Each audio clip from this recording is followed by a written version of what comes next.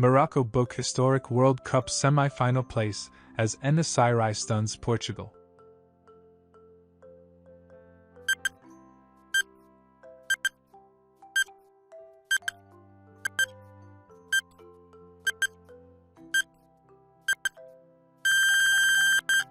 Wow.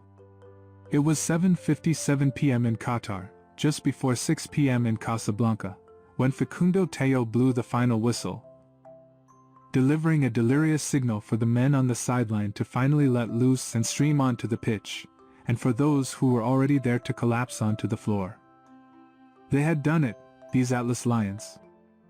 Legends now, the roar tore right through everyone here and way, way beyond. History is made, and it is made of this. Morocco are the first African team to make it to a World Cup semi-final. Walid Regragui's team have faced Belgium, Croatia, Spain and now Portugal, but they are made of granite. None could tumble them, the task before France now. In 8.5 hours of football plus 3 penalties in a shootout, no opposition player has scored against them. The only time they conceded, they scored it themselves, a freak own goal against Canada. Here, Portugal fielded the forward who scored a hat-trick against Switzerland and then asked Cristiano Ronaldo to rescue them from the bench, to no avail. Ronaldo disappeared down the tunnel in tears. This may be his last match. It will not be Morocco's. Ronaldo got one chance in the 91st minute, his moment seemingly arriving right on time, but Bono saved, as he has so often. Pepe got an even clearer one, but his close-range header somehow flashed past the post in the 97th minute, a kind of scream accompanying the ball as it went. And Morocco wrote another page of this story even without the substitute Walid Chedira, who was sent off in the final minutes. Resisting is something Morocco do so well, but do not think it is all they do. This is a team worthy of their place in the semi-final and in history, as well as the wild scenes that accompanied the end here. Ultimately, one goal was enough, yet the simplicity of that statement should not suggest that Youssef En-Nesyri's header in the 42nd minute was all there was. The myth of Morocco's defensiveness should be laid to rest. Yes, they start from deep, dashing through, but they do not just wait to run, they work for the chance to do so.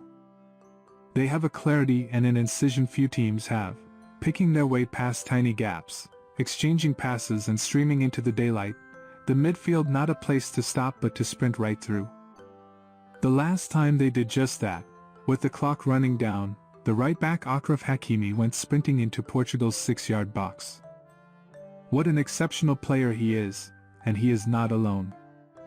Fiorentina's Sofiane Amrabat and Azzedine Anahi, who is fighting relegation with Angers in France, have constantly outplayed supposedly more illustrious footballers.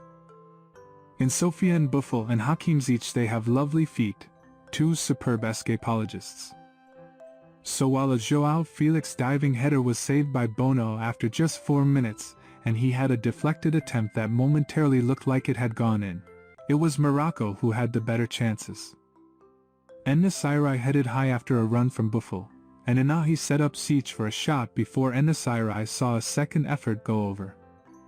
Yahya Atiyat Allah then pulled back perfectly for Salim Amala to scuff high and wide. Then it happened. The cross from the left, delivered by Atiyat Allah, was long and looping, but En-Nesyri jumped like Jordan. Diogo Costa, diving lower and to the left, misjudged the flight. Still in the air when he realized the ball would not reach him, he felt with a look on his face that said, "Where has it gone?" The answer was into the net, En-Nesyri's header bouncing back up off the turf. Although Bruno Fernandes smashed a bouncing ball off the bar and then appealed for a penalty, he had gone to ground too easily. Upon feeling Hakimi's hand on his shoulder, Morocco continued to create more. And now he rolled it into Atiyat Allah, the ball begging to be finished, but instead the left back horribly sliced his shot.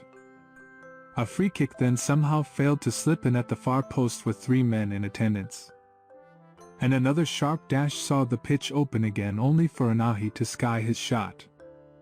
By then Ronaldo was on, the stage seemingly set. Instead, the first opportunity came to Goncalo Ramos, who headed wide from a position the number 7 would have loved before Bruno Fernandes's effort flew just over. This was Ronaldo's 196th international, equaling the FIFA record. Preventing him adding to his 118 goals was made harder by the forced departure of a third member of that back four, Romain Sess withdrawn. It was time to resist, which did not stop another superb five-man stampede, the break finally dying at the feet of Cheddara. It did not stop them doing it again even later, in fact. Faced by a red wall, Portugal struggled, Ronaldo teeing up Felix 7 minutes from time. Bono flew to tip that over and a moment later saved Ronaldo's low shot, perhaps the forward's last act with Portugal. Remarkably, Morocco had one more chance before Pepe's header, Zakaria Aboukhlal sent clean through only to dink a shot straight at Costa. That felt like the kind of moment that fate punishes you for, cruelty inevitably coming, but Morocco are made of something else. They held on with just 10 men and an entire continent.